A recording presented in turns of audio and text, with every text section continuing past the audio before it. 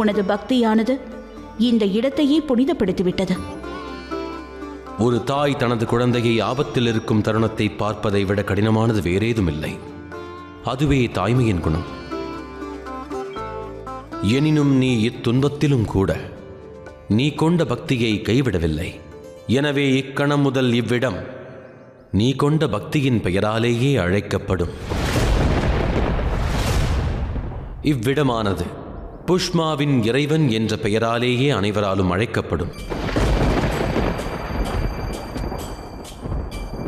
தினந்தோறும் அர்ச்சனை செய்த பிறகு சிவலிங்கத்தை நீ ஆற்றில் கரைத்து விடுவாய். ஆனால் இன்று நீ உருவாக்கிய இந்த சிவலிங்கமானது நிரந்தரமாக இவ்விடத்திலேயே இருக்கும்.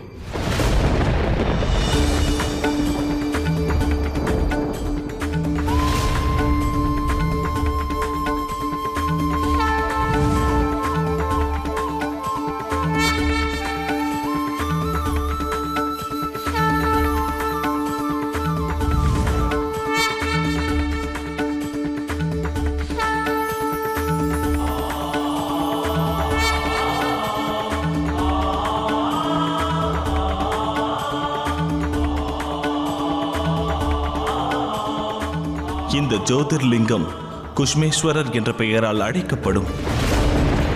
இவ்விடத்திற்கு பக்தர்கள் மெய்யான பக்தியோடு வந்தால் நான் அவர்களையும் அவர்களுக்கு பிரியமானவர்களையும் நிச்சயம் காத்தருள்வேன்.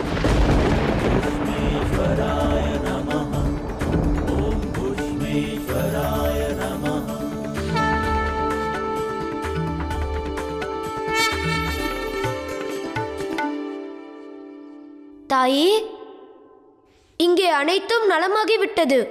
இனி நாம் எங்கு சென்றாக வேண்டும்?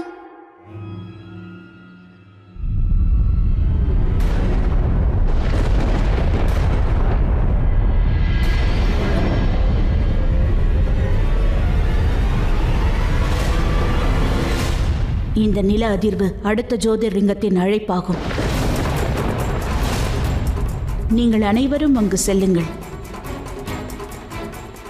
நான் வேறு இடம் சென்றாக வேண்டும்.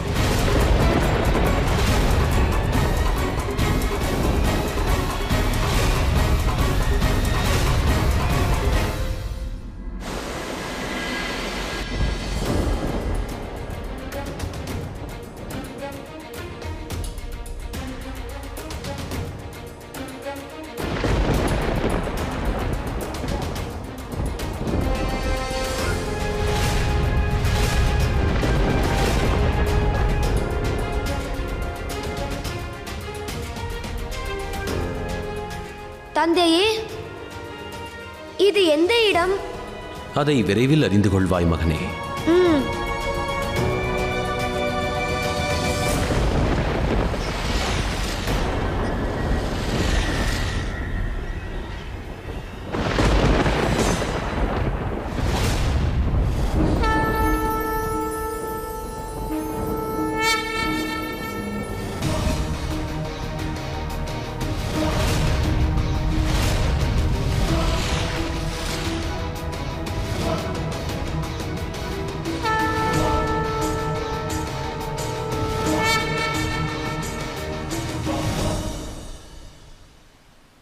கணேசா,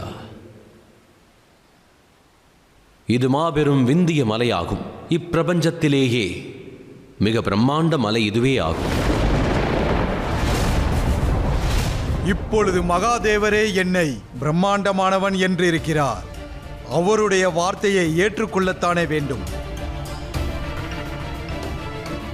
மகாதேவா, இவ்விடத்திற்கு தங்களை அழைத்து வந்தது என்ன? பர்வதராஜா, இவ்விடத்தில் நாங்கள் ஜோதிர்லிங்கத்தை நிறுவப் போகிறோம். விநாயகா, ஜோதிர்லிங்கத்தை நிறுவும் பணியை நீ துவங்கு.